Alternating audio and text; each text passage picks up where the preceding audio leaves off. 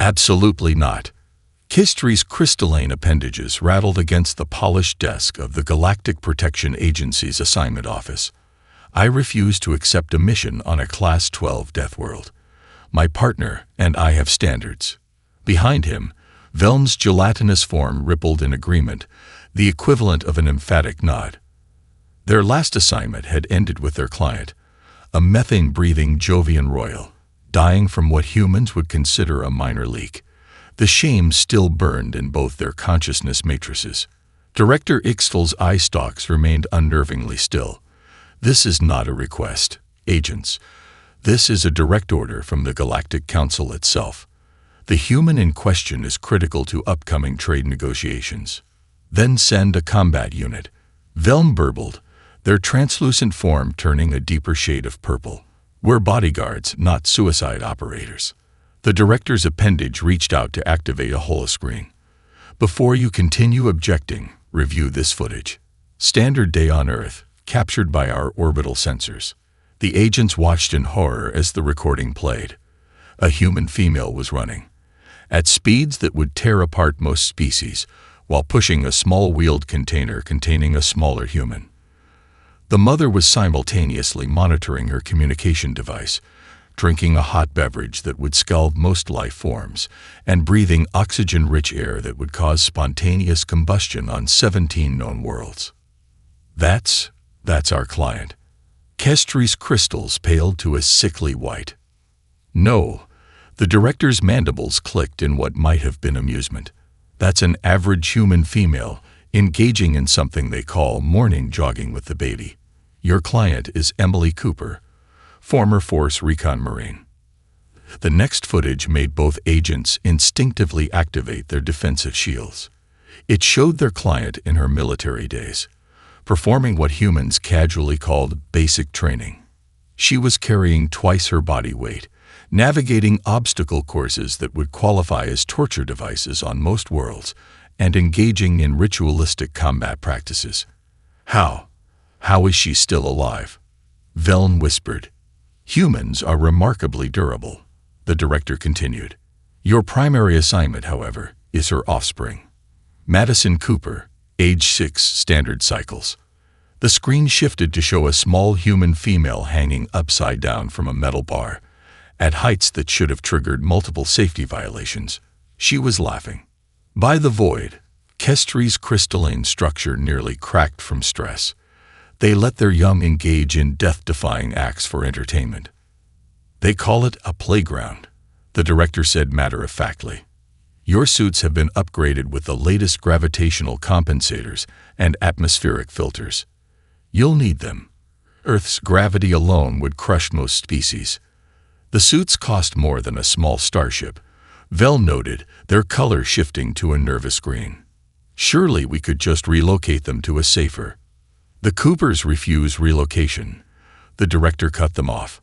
Apparently, Madison has something called a soccer tournament this weekend. They seemed quite adamant about attending. Both agents simultaneously accessed their databases to understand what soccer meant. The results caused Kestry's crystals to emit a high-pitched keen of distress. They kick high-velocity projectiles at each other for sport. The young ones. And this is encouraged. Your transport leaves in 1 hour, the director stated firmly. Remember, this assignment is crucial for galactic peace.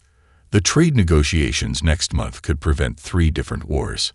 As the agents slumped out of the office, their processors struggling to accept their fate, the director added one final comment. Oh, and agents, try not to show fear. Human mothers can smell it. Apparently. The last thing they heard was what seemed to be laughter from the director's office. But surely, no superior would find humor in sending agents to their doom. In orbit above Earth, their transport prepared for descent. Both agents ran final checks on their million-credit environmental suits, each privately updating their wills. They had no way of knowing that their greatest test wouldn't come from Earth's crushing gravity or toxic atmosphere. It would come from a water balloon, courtesy of a grinning 6-year-old girl. The landing zone, what humans called a front yard, seemed deceptively peaceful. Kistri and Veln's sensors swept the area, detecting multiple hazards. Unshielded solar radiation, microscopic organisms in the air, and worst of all, dihydrogen monoxide contamination everywhere. Population density scans indicate multiple juvenile humans in the vicinity, Kestri reported, his crystalline structure vibrating with anxiety. Recommend immediate activation of Level 3 barriers.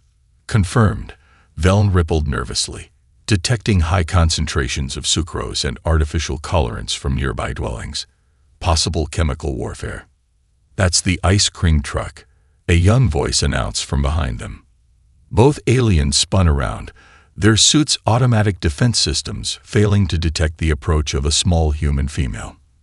Madison Cooper stood there, pink sneakers planted firmly on the grass, wielding what their sensors identified as a water-filled elastic projectile. "Hi, Mom said you guys were coming. Want to have a water balloon fight?" Before either agent could process the question, the projectile was airborne. Time seemed to slow as their suits' calculated trajectory, velocity, and threat level. Kestri attempted evasive maneuvers, but his crystalline form wasn't built for rapid movement. The balloon struck his chest plate. Contamination alert. Contamination alert. Their suits' systems blared. Dihydrogen monoxide breach imminent. We're under attack. Veln's gelatinous form swirled in panic patterns. Activating emergency protocols. Deploying emergency shield bubble. Initiating decontamination sequence. Broadcasting distress signal. Madison's laughter cut through their panic. "You guys are funny. Mom, the aliens are here, and they're having a meltdown." Emily Cooper emerged from the house, coffee mug in hand, trying and failing to suppress her amusement. The former Marine took in the scene. Two advanced alien bodyguards, their million-credit suits running emergency protocols, while her daughter prepared another water balloon. "Madison, honey, maybe we should let our guests get settled before initiating first contact water warfare." "But Mom, they're supposed to be our bodyguards. I'm testing their reflexes." Kestri sensors were still going haywire. "Madam Cooper, your offspring just launched a liquid projectile at a diplomatic protection team."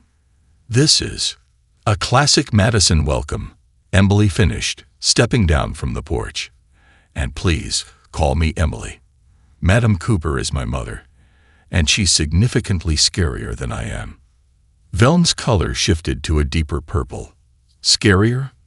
Our briefing indicated you were a Force Recon Marine. Are you saying there are more dangerous members of your lineage?" "You should see Grandma at Thanksgiving," Madison chirped, mercifully lowering her second water balloon.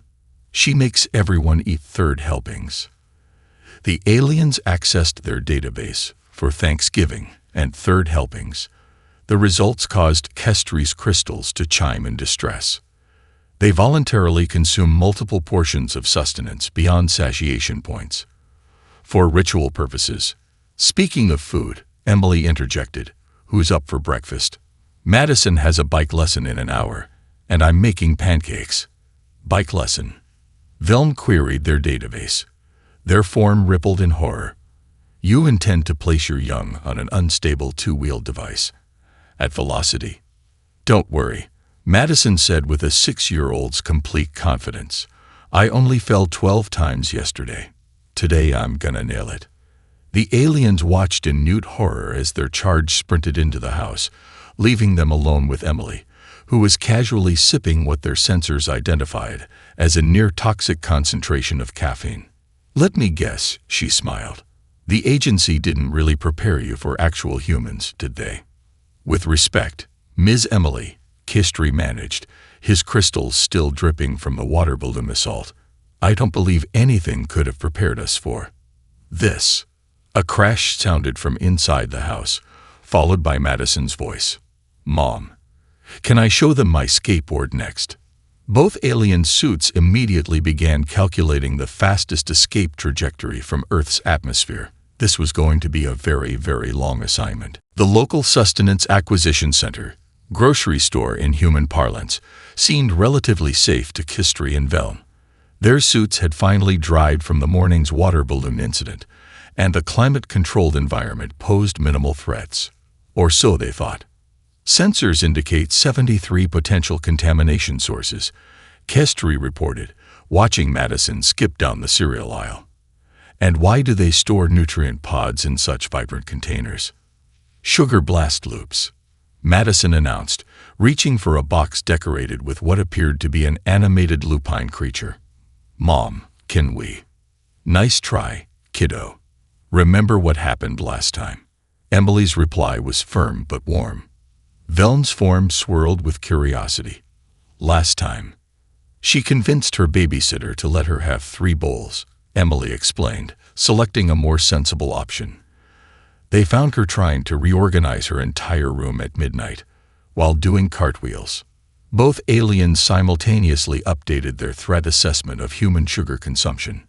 The relatively peaceful shopping trip took a turn in the produce section. Kistry's sensors picked up rapid movement, a human male sprinting past them, clutching stolen goods. Before either alien could activate their pursuit protocols, Emily moved. What happened next caused both aliens' recording systems to glitch. Emily's coffee cup arced gracefully through the air as she dropped it, her body already in motion. She executed what their combat analysis suites identify as a perfect pursuit intercept, covering 20 meters in just under 2 seconds. The shoplifter never saw her coming. Mom's doing her marine thing again, Madison commented casually, now perched atop their shopping cart. The perpetrator found himself expertly pinned, Emily having utilized what their databases identified as a joint lock, with one hand while catching her falling coffee cup with the other. Not a drop had spilled. Sir, her voice was professionally calm. I believe you forgot to pay for those items. How? What? Who are you? The would-be thief stammered. Just a mom doing her grocery shopping, Emily replied, maintaining the hold until store security arrived. Though I did spend some time in Force Recon, we had very strict policies about taking things that didn't belong to us. Later, reviewing their suit recordings, the aliens were baffled. The speed readings can't be correct, Kistry's crystals chimed in agitation, and the force required for that maneuver. While maintaining optimal grip on a beverage container, Velm added, their color shifting to a puzzled blue. Back home, Madison proudly gave them a tour of her mom's boring old trophies, a collection that made both aliens' threat assessment protocols go into overdrive. This one's from when Mom led some big mission, Madison explained, pointing to a distinguished service medal. And this one's from when she carried her whole team through a sandstorm.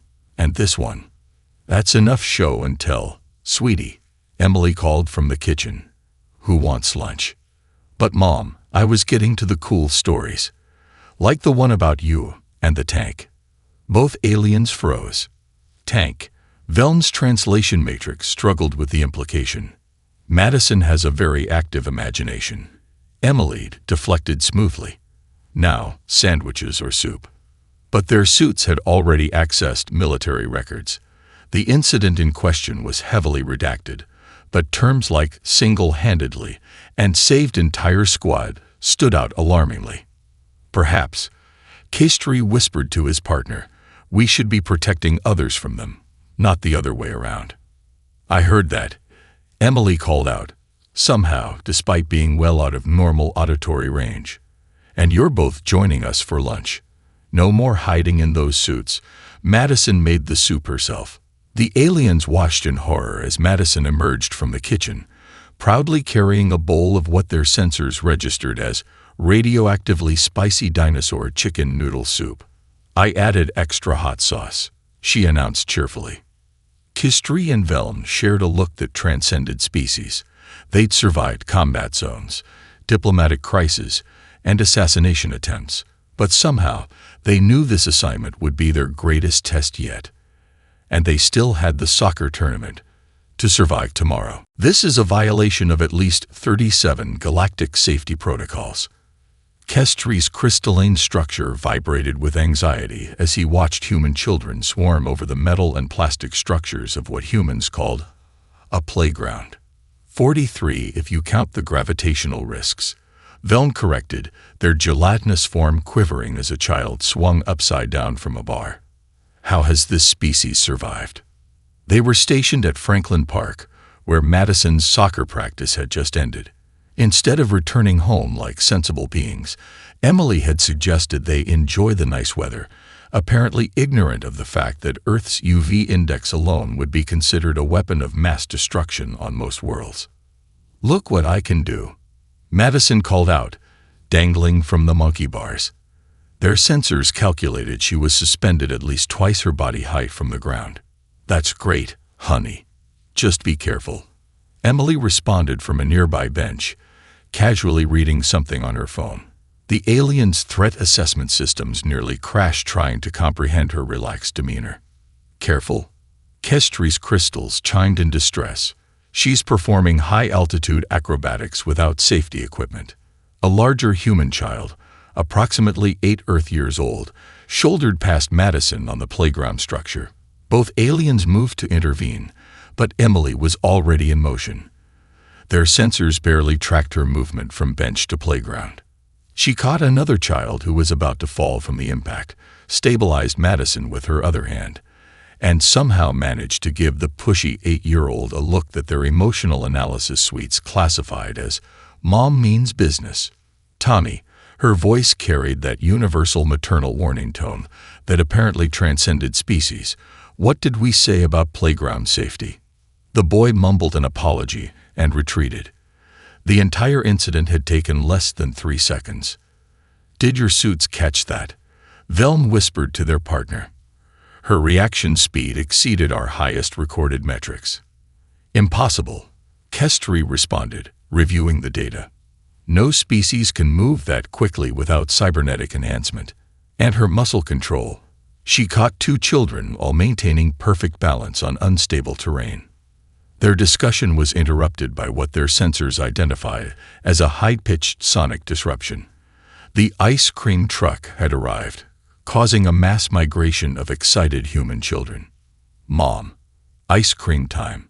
Madison was already sprinting toward the vehicle, displaying the apparently infinite energy reserves that all human children seemed to possess. "Hold on, sweetie," Emily called out, but Madison was already halfway there. What happened next caused both aliens to question their sensory inputs. A large dog, unleashed and excited by the children's movement, bounded toward Madison's path. Emily, still by the playground, somehow calculated the intercept trajectory faster than their advanced AI systems. She moved. Their instruments recorded her covering 30 meters in a time frame that should have been physically impossible.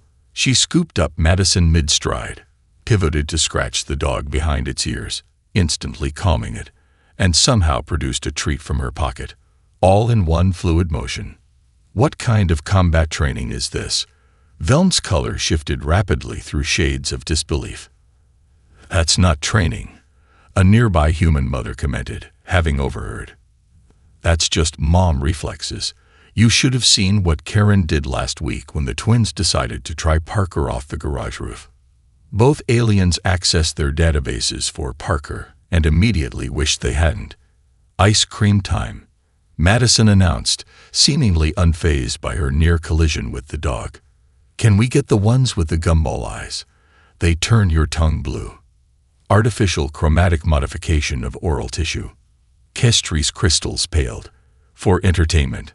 "Sure, sweetheart," Emily smiled, already pulling out her wallet. "Would our protective detail like some ice cream too?" The aliens watched in horror as children began receiving their frozen treats, many immediately developing unnatural tongue colorations and showing signs of what their medical scanners identified as a brain freeze. And yet they all kept eating, laughing, playing. "Perhaps," Veln suggested quietly, "we should request hazard pay for this assignment." "Too late," Kestri responded, watching Madison demonstrate how to eat ice cream upside down on the monkey bars. Far, Far too late. The Riverside Mall's security systems were woefully inadequate by galactic standards, but that wasn't what worried Kastri and Velm. Their concerns centered on the sheer number of potential threats their sensors were detecting. 19 independent danger scenarios. Kastri's crystals hummed anxiously as they followed Emily and Madison through the crowded mall. 20 if you count the human juvenile attempting to consume an entire pretzel in one bite. 23. Velm corrected, their form rippling nervously. You missed the teenagers on those wheeled shoes and the child testing the structural integrity of the decorative plants. Madison skipped ahead, her new light-up sneakers flashing with each step. The shoes had been today's shopping mission, though the aliens couldn't understand why footwear needed integrated luminescence. Mom, can we get ice cream? Madison pointed to the food court. They have the swirly kind with sprinkles. Their suit's threat assessment systems immediately flagged the combination of sugar, food coloring, and children as a potential hazard. But before Emily could respond, both alien sensors detected something far more concerning. Outside the mall's giant windows, in the parking lot, a self-driving car was behaving erratically. Anomaly detected in autonomous vehicle systems, Kastri reported, his crystalline structure vibrating at alert frequencies, calculating potential threat vectors. Emily's head snapped up, her eyes narrowing. She'd spotted it too, somehow matching their advanced sensors' threat detection speed with pure instinct. Madison, honey, stay close to. She turned, but Madison was already moving toward the dropped ice cream cone that had caught her attention. The aliens' AI systems began processing at maximum capacity. Vehicle trajectory, unstable. Distance to impact point, decreasing rapidly. Defensive options, limited by civilian presence. Time to intercept, insufficient. Activating emergency protocols. Velm's form swirled in panic patterns. Barrier generation in 3-2. But Emily was already moving. Their sensors struggled to track her acceleration as she sprinted toward Madison. The car's malfunctioning AI had sent it careening over the curb, directly toward where Madison was bending down to examine the fallen ice cream. Our exosuits can't reach her in time. Kastri's crystals chimed in despair. The mass of the vehicle combined with its velocity. Security cameras would later show something remarkable.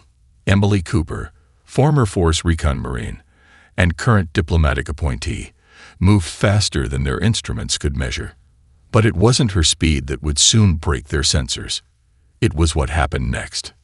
Get clear, she shouted to nearby civilians, her voice carrying that distinctive maternal command tone that seemed to bypass all rational thought and trigger immediate compliance. The car was seconds from impact. Madison looked up, finally noticing the danger. Their probability calculators estimated a 0% survival chance given the physics involved. They had never calculated for human maternal instinct. Recording all parameters, Velm managed to say as their systems began to overload, "The Galactic Council will never believe." The sound of screeching tires filled the air. The car's mass bore down on their position. Madison's eyes widened in fear, and Emily Cooper's muscles tensed for what their sensors indicated would be a physically impossible feat. Priority target in danger. Kastri's emergency broadcast system activated automatically. Recommend immediate evacuation of all. He never finished the sentence. What happened next would not only break their sensors, but would also rewrite several laws of physics as understood by the galactic scientific community. A human mother was about to demonstrate why Earth's classification as merely a Class 12 Deathworld had been a severe underestimation. And somewhere in the Galactic Protection Agency's headquarters, Director Ixtal's monitoring systems were about to receive data that would change the galaxy's understanding of human capabilities forever. The car's shadow loomed over Madison. Emily's eyes narrowed. And both aliens' probability calculators crashed as they attempted to process what they were about to witness. Time seemed to slow as Emily Cooper's muscles tensed. The aliens' sensors were recording everything. though their probability calculators had already crashed trying to compute the impossibility of what was about to happen. Mass of vehicle, 2,147 kilograms. Human skeletal structure capable of lifting, 125 kilograms maximum. Probability of successful intervention, error_divid_by_0. But Emily wasn't consulting physics equations. Her world had narrowed to a single point. Her daughter, crouched beneath the descending mass of malfunctioning machinery. Warning. DDTCTing UNPRECTDNTD hormonal surgery in human subGCT. Adrenaline exceeding known biological limits. Muscle density NCREAsing beyond recorded parameters. Mom. Madison's voice was tiny, her eyes wide with fear. The car's front end was less than a meter from impact when Emily moved. Her hands found purchase under the vehicle's frame, and what happened next caused Kestri's crystalline structure to emit a high-pitched keen of disbelief. She lifted. Impossible force EDETCTE. Sensor error malfunction. RECALIBRATing. RECALIBRATing. RECALIBRATing. The car's front end rose into the air, metal groaning in protest. Emily's muscles bulged, tendons standing out like steel cables, her face a mask of pure maternal determination. Madison. Her voice was strained but steady. Move, sweetheart. Now. Madison scrambled backward, her light-up sneakers flashing as she cleared the danger zone. The gathering crowd gasped collectively, phones recording what their minds could barely process. Veln's gelatinous form had turned a color that didn't exist in normal spacetime, recording all parameters, energy output exceeding Class 12 Deathworld classifications, requesting immediate update to Galactic databases. Emily held the car's weight, her arms shaking but unyielding. The vehicle's autonomous systems were still attempting to move forward, adding dynamic force to the already impossible load. DTTTTNG microfractures in human bony structure. Muscle fibers operating at 497% normal capacity. Energy output exceeding TEORETICAL maximum human by ERR. The suit sensors are burning out. Kestri's crystals were vibrating at frequencies that threatened to shatter. How is she generating this much force? For exactly 3.7 seconds, Emily Cooper defied every known law of physics. The car's front wheels cleared the ground by 30 centimeters, just enough space for a small human child to avoid being crushed. And then, as Madison reached safety, Emily's body began to register the cost of her impossible feat. DETCTINGSEVERE, muscular strain, multiple tissue damage ALERTS, retifommenidity, MMEDAK medical intervention. The car settled back to earth with a heavy thud as Emily's arms finally gave out. She stumbled, caught herself, and immediately turned to Madison. "Are you okay, baby?" Her voice was hoarse but focused, maternal concern overwhelming physical pain. Madison launched herself into her mother's arms, tears finally starting to fall. "Mom, that was you?" The car. The alien suits were still trying to process what they'd witnessed. Kestri's attempt to generate a report produced nothing but error messages and mathematical impossibilities. Emergency services were arriving, their sirens adding to the chaos. Medical scanners would soon confirm what the aliens already knew. Emily had torn multiple muscles, strained numerous tendons, and pushed her skeletal structure to its absolute limits. And yet she stood there, holding her daughter, seemingly unconcerned with the fact that she'd just violated several fundamental laws of physics. "Ma'am," a paramedic approached cautiously, "we need to check you for injuries. What you just did, I'm fine. Emily waved him off, still focused on Madison. Just a bit sore, though I might need a rain check on that ice cream, sweetie.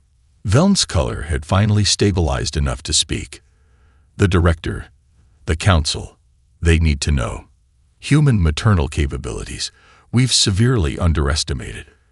Already transmitting data, Kestri confirmed, his crystals still trembling. Though they'll never believe it without the video evidence. Emily finally looked at them, managing a tired smile. You okay there, guys? You're looking a little shaken.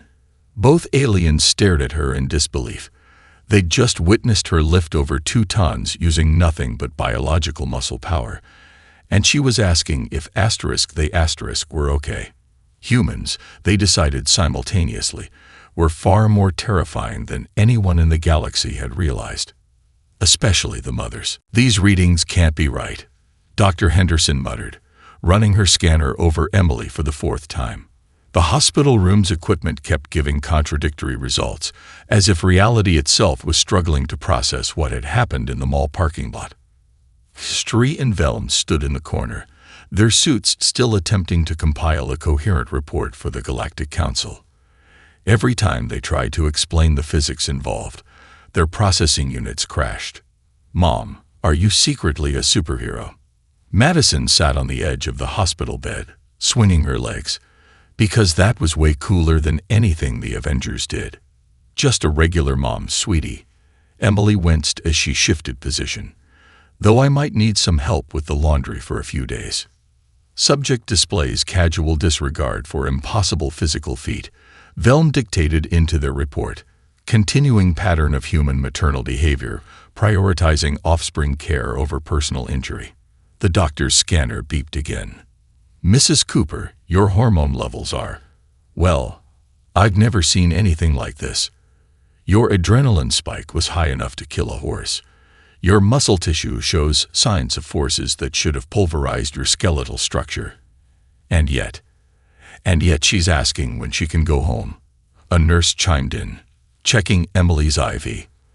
Because apparently Madison has a school play tomorrow. Both aliens' threat assessment systems pinged simultaneously. School play. Kestri's crystals chimed in alarm. Surely after such physical trauma, you can't be considering. She's playing a tree, Emily interrupted firmly. I'm not missing it.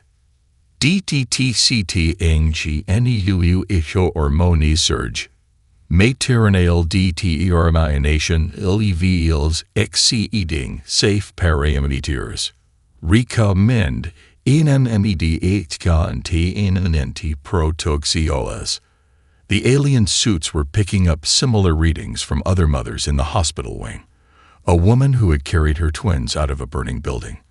Another who had fought off a mountain lion to protect her toddler, all displaying the same impossible combination of casual attitude and superhuman capability. The statistical probability. Velm's form swirled in confusion. The sheer number of documented cases. Oh, you should hear about what my sister did last month. The nurse offered casually. Her boy was about to touch a hot stove. She moved so fast she broke the sound barrier in her kitchen. We're still finding displaced spice jars. The sliding door was stuck when my kid was heading for the pool. Another mother called from the next room. Ripped it right off its tracks. Insurance was a nightmare. Had to lift a vending machine last year, came another voice. My daughter's favorite chips got stuck. The aliens' recording devices were overloading with similar stories, each more physics-defying than the last. Their understanding of human capabilities was being rewritten with every passing minute. Attempting to calculate new threat assessment parameters, Kestri announced, his crystalline structure vibrating with effort. Factoring in observed capabilities, statistical frequency, and casual deployment of impossible abilities. Don't forget to add in the sleep deprivation factor, Dr. Henderson added, reviewing Emily's charts. Most of these moms are operating on 3 hours of sleep and cold coffee. Both aliens froze. They achieved these feats while operating at reduced capacity. Emily shrugged, then immediately regretted the movement. You should see what we can do when we're well rested. Mom. Madison bounced on the bed. Tell them about the time you caught me and my entire soccer team when the bleachers collapsed. Emergency protocol activated. Transmitting priority UPDATE to Galactic Council. Recommend immediate or classification of human notiers as ALPHA legal entities. Your biceps are going to be sore for weeks, the doctor continued, seemingly unfazed by the mounting evidence of superhuman abilities in her ward. Though I suppose that won't stop you from attending the soccer tournament this weekend. It's the semifinals, Emily replied, as if that explained everything. Velm's color shifted to a deep purple of resignation. We're going to need bigger suits. And better sensors, Kestri added, watching Madison demonstrate her mom's car-lifting pose to an appreciative audience of hospital staff. In the background, their suits continued to record the casual conversations of human mothers comparing their impossible feats, each story making galactic physics weep. The galaxy, they realized, had no idea what it was dealing with. And somewhere in the hospital's waiting room, a mother was arm wrestling a soda machine that had dared to deny her tired child a drink. The emergency session of the Galactic Council was in chaos. Director Ixtal stood calmly at the center of the chamber, while various species representatives talked over each other in mounting panic. The footage must be doctored.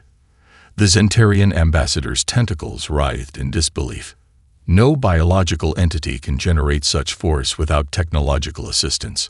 Our agent's data is quite clear, Ixtal clicked, projecting the mall's security footage alongside Kistry and Velm's sensor readings.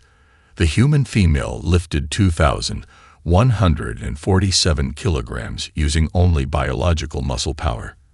And according to our expanding database, this is not an isolated incident. The chamber erupted again as more footage played. Mothers across Earth performing seemingly impossible feats of strength, speed, and precision. A woman catching a falling piano that nearly hit her child. Another outrunning a sports car to save her toddler from traffic. A mother in Australia fighting off multiple venomous creatures simultaneously while carrying her children to safety. But how? The Regelian scientists' eye stalks trembled. Their planet's gravity alone shouldn't allow. That's what's fascinating. Ixtal interrupted, displaying new data. It appears to be some sort of biological override system, triggered by offspring protection imperatives. Our agents are calling it the mom effect. Meanwhile, back on Earth, Emily Cooper was sitting in the front row of Madison's school play, arm in a sling but beaming with pride. Kistry and Velm stood guard, their new upgraded suits specifically designed to monitor and record further instances of maternal impossibilities. The tree costume is a bit scratchy, Madison had confided during rehearsal, but I'm the tallest tree in the forest. You'll be amazing, sweetie, Emily assured her, while the alien sensors detected her muscle tissue still regenerating at rates that defied medical science. Back in the council chamber, the implications were becoming clear. If human mothers can casually override physics, a Proximan delegate worried, what else are they capable of? Should we be concerned about their expansion into space? Our latest research suggests, Ixtal clicked thoughtfully, that we may need to create an entirely new classification system. The current Deathworld categories clearly failed to account for the human maternal factor. New footage appeared. Emily's mall incident had gone viral across the galaxy's equivalent of social media. The tags #HumanMom and #PhysicsOptional were trending on 17 planets. What do they feed their young? One ambassador whispered in horror, watching a mother catch 2 running toddlers while balancing a full grocery cart and answering a work call. Apparently something called dinosaur-shaped chicken nuggets, Ixtal answered. Our scientists are still analyzing their composition. The Council's decision was unanimous. Earth was to be reclassified. Not just the planet, but specifically human mothers would receive their own unique threat category. On Earth, blissfully unaware of her new galactic status, Emily sat with Madison on their porch swing. Her muscles were still sore, but she'd insisted on making hot chocolate, with extra marshmallows, of course. "Mom," Madison asked, marshmallow foam on her nose. "Those alien guys seem kind of jumpy lately. Are they okay?" Emily smiled, watching Kistry and Velm patrol the yard in their new reinforced suits. They flinched every time a neighboring mom jogged past pushing a stroller. "They're just learning some important things about humans, sweetie. Like how moms are secretly the strongest people ever." Something like that. The aliens' new suits registered Emily's casual one-armed lift of both Madison and her hot chocolate without comment. Their threat assessment protocols had given up trying to make sense of it all. In the Galactic Council archives, a new entry was being written. "Human maternal units. Approach with extreme caution. Warning: physical laws are considered optional when offspring are threatened.